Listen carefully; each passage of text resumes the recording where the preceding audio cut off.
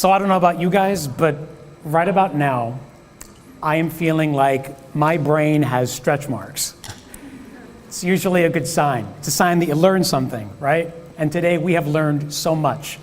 How about a round of applause for all the organizers, all the presenters? What a great event. Amazing.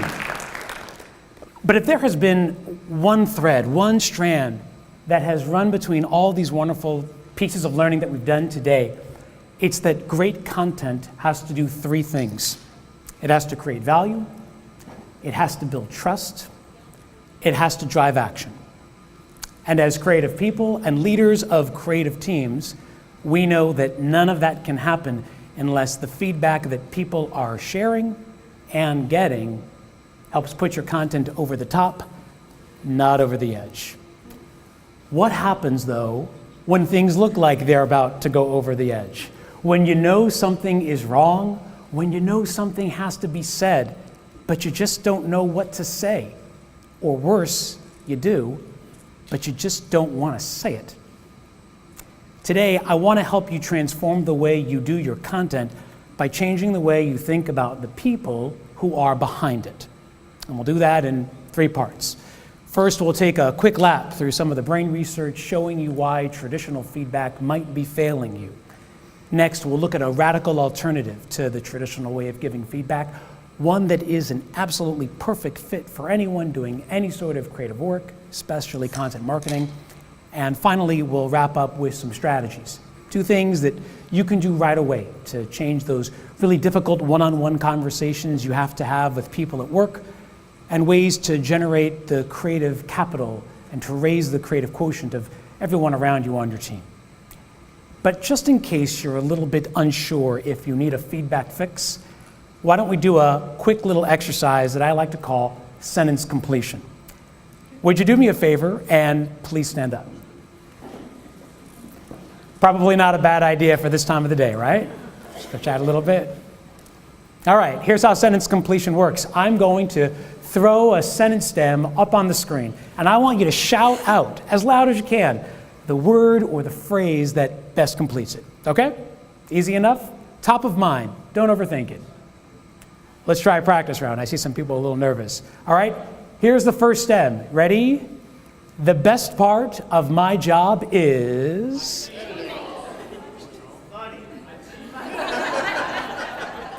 You know, this really was all about authenticity, so thank you, sir. That's great. Come stand for just another moment now. With authenticity, we can now go ahead and do it for real. Ready? Here's the stem. They say that feedback causes people to... One more time. They say that feedback causes people to... Okay, I think some of you changed your answers there.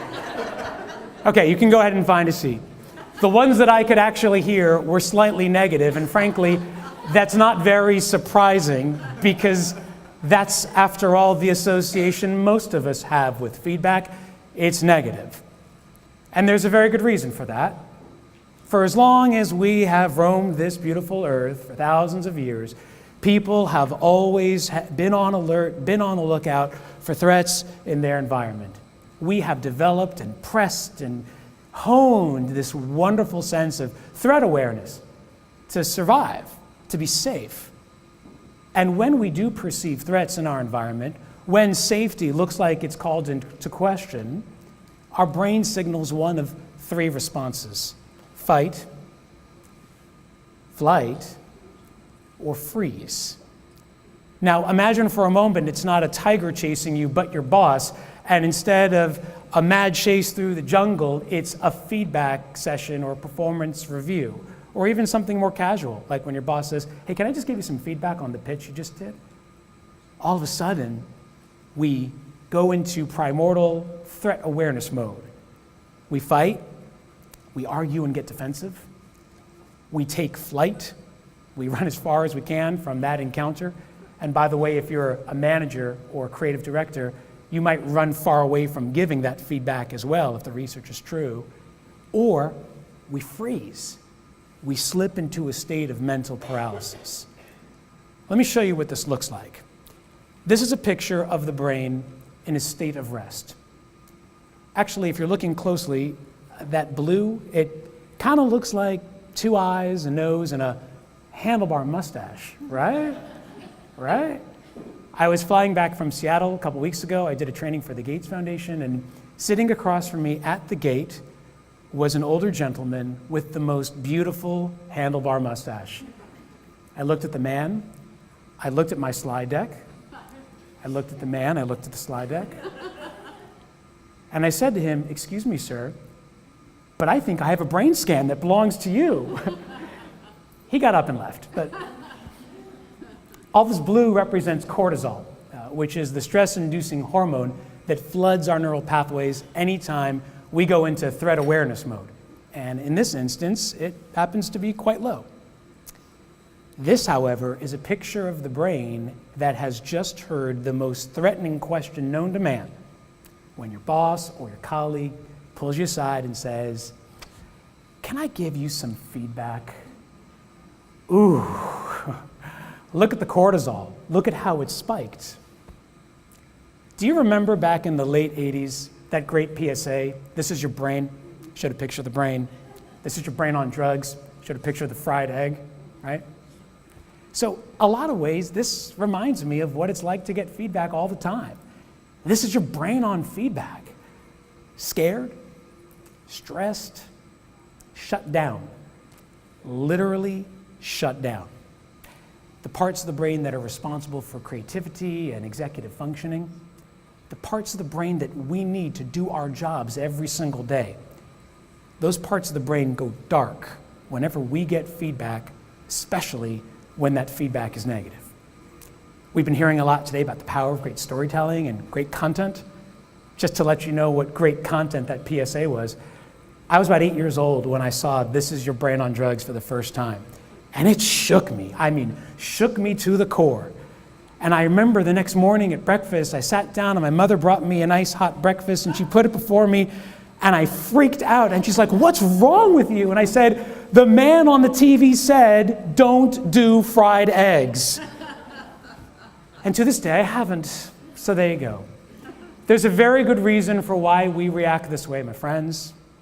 And that's because feedback, especially when it's negative, triggers that threat awareness that runs deep inside us. First of all, it tends to feel very judgmental. And that's just not a feeling. According to some recent studies, it's actually more than just a feeling, it's a fact. When people give feedback, it tends to say more about them, the person giving it, than it does about the person receiving it, something known as the idiosyncratic rater effect. So not only does it feel judgmental, it feels kind of biased, and it is, and no one likes to feel judged. It also leads to a sense of helplessness, something that psychologists have called learned helplessness, the feeling that we get when we aren't able to change the environment around us or when we perceive a loss in our ability to change our conditions for the better. So we simply stop. Finally, it also leads to a fixed mindset of who we are instead of who we are becoming. For all these reasons, traditional feedback is failing us, but the biggest flaw, the fatal flaw in my opinion, is that traditional feedback focuses on a past we can't change. It describes events we can't control. And when it finally does arrive, long after the fact, we are simply powerless to do anything about it. And when it finally does arrive, it sets up a conflict between what I call the vision and the visible. The vision, what I see or believe, and the visible, what you, the feedback giver, think you know. The vision and the visible. And oftentimes, these two are at odds with each other. So play it out. Let's say you and your team are working on a new, video testimonial campaign for a client. And you get the brief, and it's clear that it's all wrong. The way it's set up, you're looking at email distribution or something on a website when you know that the metrics and engagement are way higher on social. So something has to be done. But what happens next, the feedback that you give, is going to change everything. It's going to change the way that person sees you. More importantly, it's going to change the way that person sees his or her own work and themselves. Because traditional feedback depletes our creative capital. It takes people's creativity and it drops down a few levels. It doesn't raise it up. You could argue that traditional feedback is holding people back. We don't want to do that. As creative leaders and as creative people, we want to push the creative process and our creative people forward. So we need to stop giving feedback, which is broken, and we need to start repairing it with something more productive, something that moves people forward. Feed forward. Now, that may sound like some wordplay or just shifting around some words, but I believe it's more than just a change in semantics. It's actually a change in the entire narrative and construct of feedback itself. We like to talk about great stories and great storytelling. Well, traditional feedback tells a story about who people are. The unchanging, irreversible past, versions of themselves. But Feedforward tells a different story. It tells a story not of who they are, but who they are becoming. And that is a powerful narrative. It's a narrative I think about every time I get behind the wheel of my car. I thought about it today driving over here. You see, there's a reason why the windshield is a lot bigger than the rear view, right? For obvious reasons. When we're driving, we want to have the biggest view of the road possible. We don't want to be looking back. We want to be looking forward. Well, when it comes to changing someone's view of himself or herself and talking about performance, I think it's all the same. The view that we want to give people is the largest, most expansive, most open view of themselves. And so that's not a view that looks backward. That's a view that looks forward. But it's not just a matter of where people are looking. It's also a question of where they are headed. And in this instance, Feedforward actually sets the course. If you look at these two side by side, the differences between traditional feedback and Feedforward become much clearer. They come into shining view. Feedback is focused on a past that people can't change. Feedforward is focused on a future that they can. Feedback is focused on the giver, the view of the person talking. Feedforward is about the receiver, the person on the other end of that feedback, the person listening. Feedback is formal, it's HR, it's a quarterly review, it's a check-in. Feedforward is something that's happening more casually, informally, relationship-based. But most important of all, traditional feedback is happening only some of the time. Feedforward is happening all the time, and it has to happen all the time. Simply put, if you were to break this down into something bite-sized and snackable, you might just say that Feedforward is about changing the way that we see others so that others can change the way they see themselves. Changing the way that we see others so that others can change the way they can see themselves. And that's powerful. That's a powerful shift in narrative. That's a powerful tale of performance. To get there, I think we have to become what I call mirror holders and not window gazers. Mirror holders, not window gazers. You see, window gazers, they look out and they tell you what they see. And that's the only view that matters, the view of the person doing the gazing. But mirror holders, on the other hand, they're not interested in their view. They can't even see anything when they're holding a mirror because all they see is the opaque backside. They care about helping the other person see it for themselves. It's not the view of the giver. It's the view of the receiver that matters, and that changes everything. So we started by talking about the problems of traditional feedback. We explored the potentials and possibilities of Feedforward, but you guys didn't come here for a seminar. You came here for an action plan. So let's talk strategy. 2 things that you can do tomorrow to help manage those difficult one-on-one conversations you have to have with your team, and believe me, you have to have them with your team. And to also turn the corner a little bit and focus on how Feedforward can help teams imagine, iterate, and execute on their creative genius, the genius that already resides within their own ranks. How many of you here like to give soul-crushing feedback? Raise your hand. Actually, don't raise your hand, because if you're sadistic, I don't want anyone to know it, okay? So keep that hand lowered. No one here likes to do that, right? No one wants to hurt someone else's feelings. No one wants to rock the boat. And so because of that, when we do need to give negative feedback, you know what we tend to do? We resort to the trusty, high-calorie but low-protein praise sandwich. You know what I'm talking about. You've given one, you've gotten one, they're no good. We know what they look like. It starts off with a compliment, layered with a little bit of critique, topped off with another healthy dose of compliment. Compliment, criticism, compliment, the praise sandwich. Oi. My friends, there's a reason why people give praise sandwiches. Fear.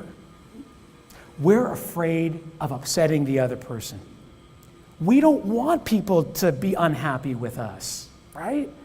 We don't want to go around crushing people's spirits.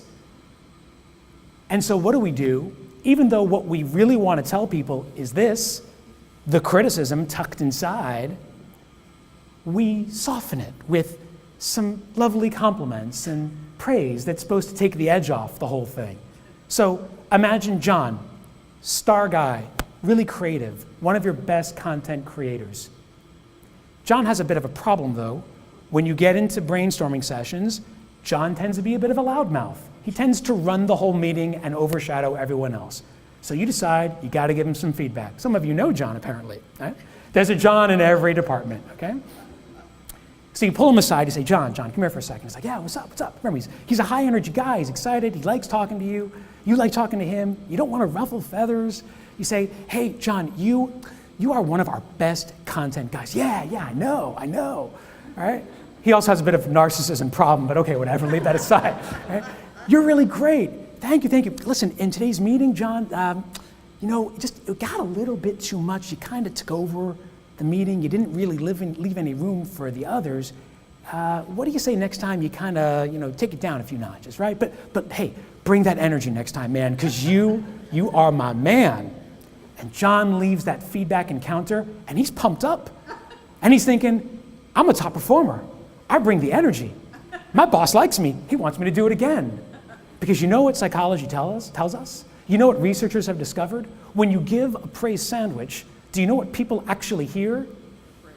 That. The two ends of the sandwich, the praise. So all John hears is he's wonderful and he should do it again.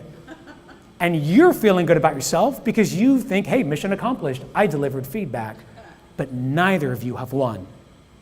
And I would argue that both of you are actually worse off. So what do you do instead?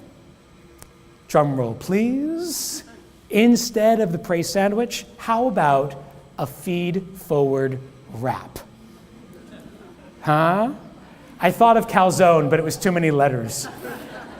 Feed-forward rap stands for what and where? Reason, affect, and prompt. What and where, reason, affect, and prompt. Let's break it down, okay? So let's say you are working on a new ad campaign, and back to the creative brief from before, and you get a copy of the text, and you're like, gosh, this copy is all wrong, not what we need. And so first thing is give it an address and a name. Take the person aside and say, hey, I want to talk to you about the copy for that new video testimonial. Not the audio mixing, not the color correction, the copy. So it's clear what you're about to talk about. Remember, human beings don't like to be in a state of threat. They look out for their safety. And if you go over to this person and say, hey, I got to give you some feedback without specifying what exactly you're going to talk about, woo, that threat awareness goes way up. So you give it a name, you give it an address, and then you get to the reason, which is R. And you say, I think we need to change the copy because it seems out of sync with our brand message. Now, giving reasons for things is actually very helpful, as I discovered recently on another flight back to Dallas. So we all boarded the plane. They did the overhead compartment check, they did the safety spiel, all that. We were good, we were ready to go, and everyone was eager to get home or to their next place. And then, nothing. We just sat there on the tarmac for what seemed like a really long time. This happened to you before, I'm sure. And as minutes went by, I don't know about others, but my mind started to race. I started to think to myself, gosh, is everything okay? I mean, am I gonna miss my connection?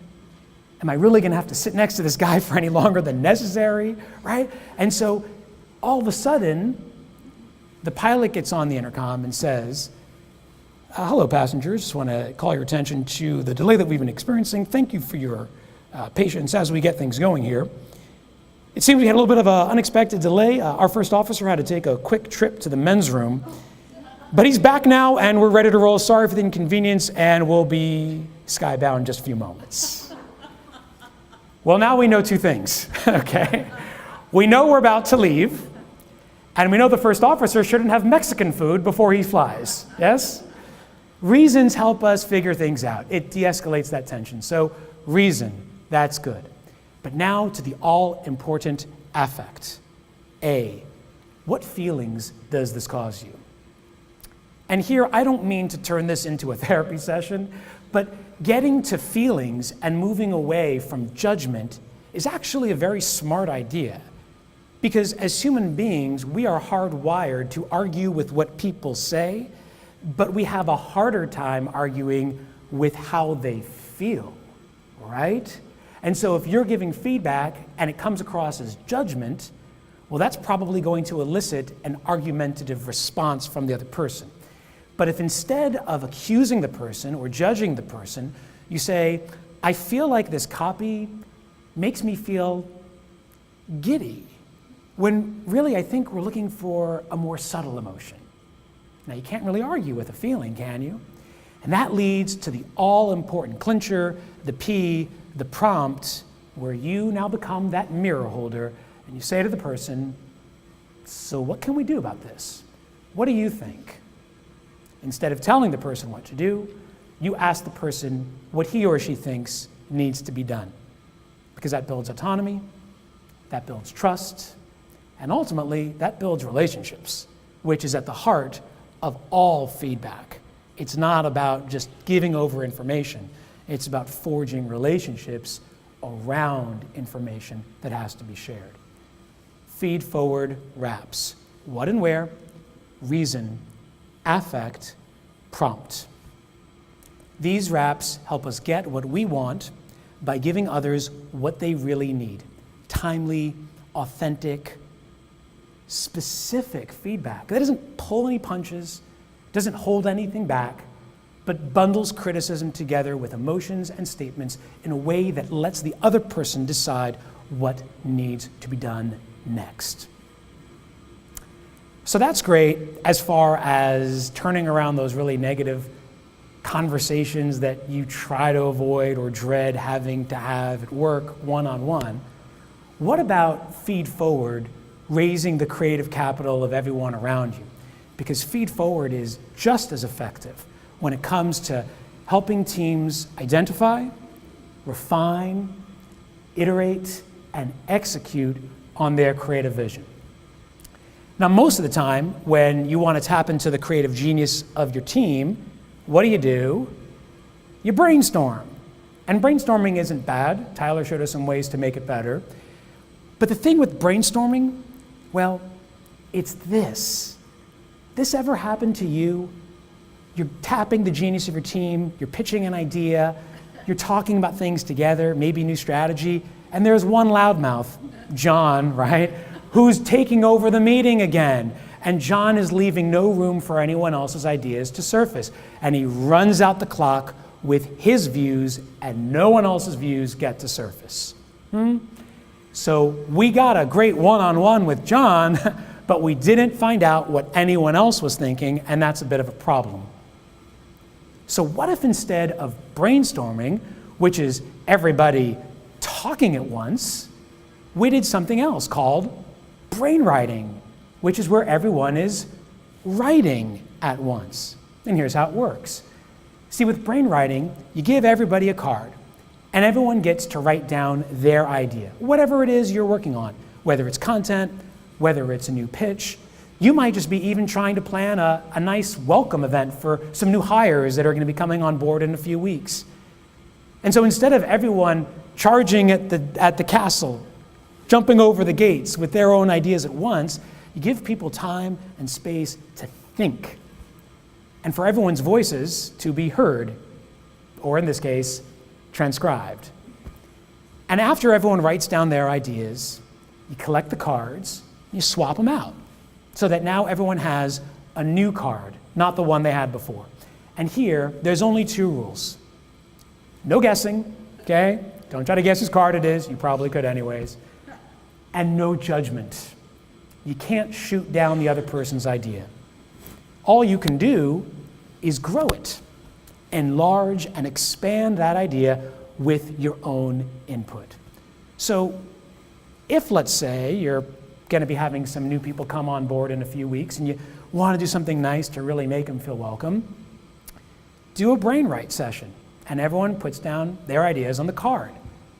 And in the event you happen to get a card that looks like this, offsite in Hawaii, and your first thought is, ooh, too expensive, not practical, and honestly, if we're going anywhere, we're going to Reykjavik. So, I mean, right? So your first instinct is to shut that thing down real fast and be like, no way.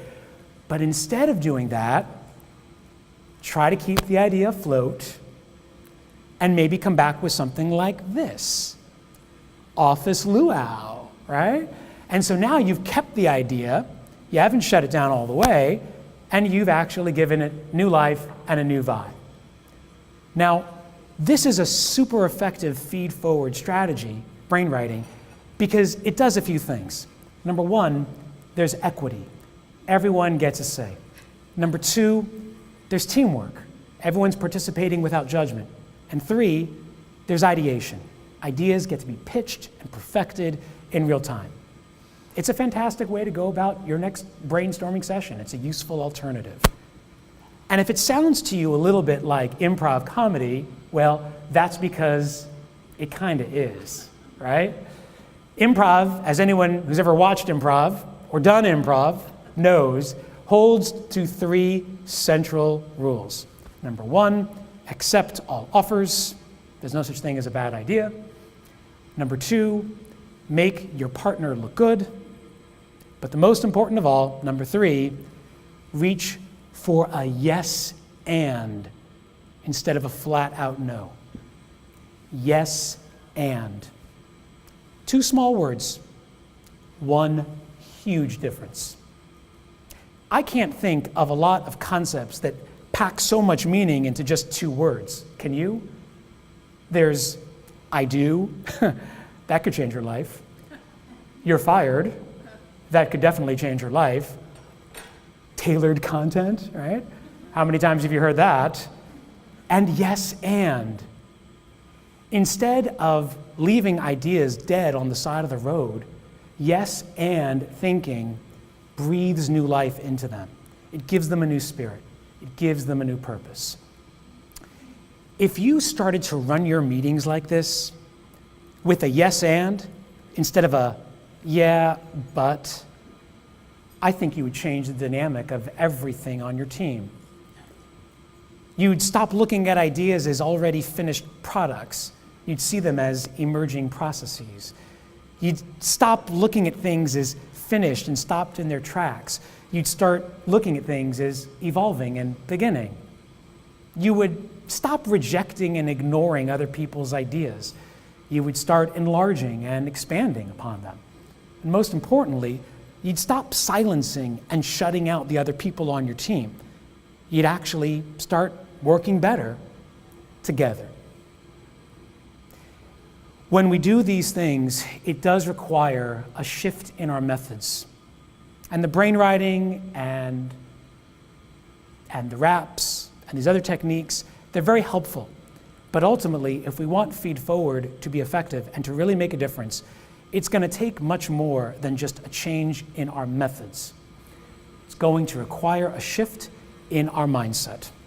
And so I want to leave you here today with 3 mindset shifts that can dramatically change the way you work and change the way you think about the people who you work with. Number 1, describe, don't prescribe. We talked about being mirror holders before. We talked about letting others see things for themselves. This is difficult to do because it ultimately requires us as the people giving feedback to let go. And as any manager can tell you, the hardest thing to do is to let go. But letting go, I believe, isn't what you give up. Letting go is what you give. And if you give someone a better view of himself or herself, if you help another person see a problem differently, if you help them see themselves differently, then you have given something greater than anything you could have possibly given before, better than any idea you could have possibly come up with. You've given that person autonomy, independence, mastery, and purpose. And when you do that, you ignite that person's drive and, I would argue, that person's creativity. Describe, don't prescribe. Number 2, become a learn-it-all. When you need to give feedback, put away that know-it-all attitude that you may have and really listen to the other person. Become a learn-it-all. You just might be surprised by what you learn and what you discover. Does everyone know what this is? Of course you do, right? That's the Nest thermostat. It's the first smart thermostat, but what you might not know is that it almost never made it to market, at least the way we know it today. You see, when Nest was developing the smart thermostat back in 2011, it did what most companies would do when trying to solve a hardware problem. It handed it off to a team of brilliant engineers and said, guys, go ahead and tackle that problem. Create a wonder of artificial intelligence and machine learning that will allow people to not only save energy, but money all at once. And 18 months later, they delivered. The engineers came back with this marvel, this little orb that used machine learning and artificial intelligence and would enable people to become more eco-conscious and would allow this device to anticipate their needs and their heating and cooling habits and preferences even before they knew it. There was just one problem: consumer behavior. How do you get people to actually embrace this and want to buy it? So Nest did something really smart, but daring. When it came to next stage development, Nest took its group of engineers and put them together with a group of design experts and marketing executives and said, let's learn from each other and see what we can do, because these guys, the marketing guys, the design guys, they know a little bit about how consumers work and think. Can you imagine for a moment if you're the engineer in that meeting? You would have every right to have a know-it-all attitude. I mean, after all, you and your team, you're the ones who hacked the unhackable. You created something that had never existed before in the HVAC industry. You were going to disrupt the entire industry and launch the smart technology home movement. And we're going to listen to a bunch of marketing guys? I mean, what do they know about alternating currents and AI, right? But they didn't do that. Instead of being know-it-alls, they were learn-it-alls. And they started to listen to the ideas, and there was this wonderful creative abrasion that went on in these meetings, ideas bouncing back and forth, technical problems, design challenges, the two sides really working together. And turns out, the marketing guys, they knew a thing or two about how consumers behave. See, they knew that the engineers were solely focused on delivering a product that would save people energy using artificial intelligence. But the marketing guys knew that that's not exciting. Saving energy is important. I like to do it too. But that doesn't move people. You know what does? Getting a little green leaf to appear on the panel. That's exciting. That's going to change minds. And that's exactly the story behind Nest's signature design. That little green leaf that appeared on the panel anytime a homeowner achieved his or her eco-conscious goals, when they allowed their homes to be heated or cooled to the point where it was considered to be eco-conscious. Amazing. Here's a group of people that could have come across as know-it-alls, instead became learn-it-alls, and as a result, allowed this product to become truly transformational.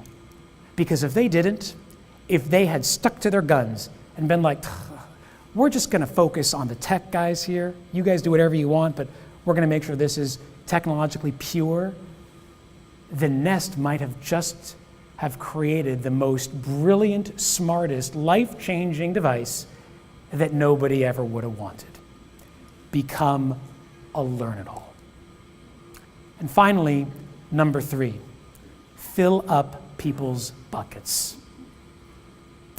I believe that people want to do better, but it's our job as their leaders to help them get better. Now, developing another person isn't only achieved with the feedback that we say. I also believe that it is achieved through the feedback that we show. Because sometimes what we show matters more than what we say. This is Stan Richards. I learned this lesson recently from Stan. He's the founder of the Richards Group, the largest independent ad agency in the United States. And if you don't know their name, you definitely know their work. Corona, those crazy Chick-fil-A cows, Tom Bodett, Motel 6, we'll leave the light on for you, right? And many, many, many memorable others. The thing about Stan is that he really, truly believes in filling people's buckets. In fact, normally when I go to companies, it's because I'm invited there to do leader development or feedback training, but in this case, I invited myself because I was really curious about Richard's culture. Why is it that so many people want to work there? Why has it been voted a best place to work in Dallas-Fort Worth for years? And why is it that people stay, sometimes for 2 or 3 decades? So last week, I paid Stan a visit, and what I saw, honestly, on this grand tour, it seemed kind of ordinary. I was a little bit let down at first. There are people huddled around tables and, talking in cubes. There was an eerie, productive quiet in the place. None of that alcohol-drenched Mad Men stuff. None of the freakish foosball tables and other distractions that have been mythologized in some creative cultures. Just people doing their jobs. And I began to wonder, did I make a mistake? Why am I here? More importantly, why are all these people here for years and years and years? And then the big reveal. We came to it. The copy room. Not exactly what I would have expected to be the epicenter of a company culture or a driver of people engagement. But this copy room was not like any copy room I had ever seen. I mean, it was basking in natural light, it was well appointed, it was located in a prime location. And in that copy room, along the center of the room, was a table. And on that table were pictures. Pictures of new hires that had just joined the agency, their names, and the group that they worked with. And not only that, it also did something interesting. Aside from giving you a name and a face, it told you where they sat so that you could go by and say hello yourself. Now, at the Richards Group, there are almost no rules. They don't have an HR director, there is no HR department, there is no employee handbook, which is crazy and awesome all at once. There's only a few rules, and one of them, as Stan is proud to point out, is that you have to say hi to other people. Okay, so we saw what this looked like. As we're walking in the halls, his rule, and this is a rule he enforces, I saw him enforce it, you're not allowed to look down at your phone as you walk the halls or maybe go up and down this majestic staircase that is literally cut into the center of the agency and spans multiple floors, connecting multiple groups. You have to look up and say hi to a person, because as Stan says, there's a lot to be said for saying hi. And when you say hi to another person, especially someone you don't often see, it changes things, especially in today's tribalized workspaces where we often kind of stick with the people who we're most comfortable with, who we identify most with.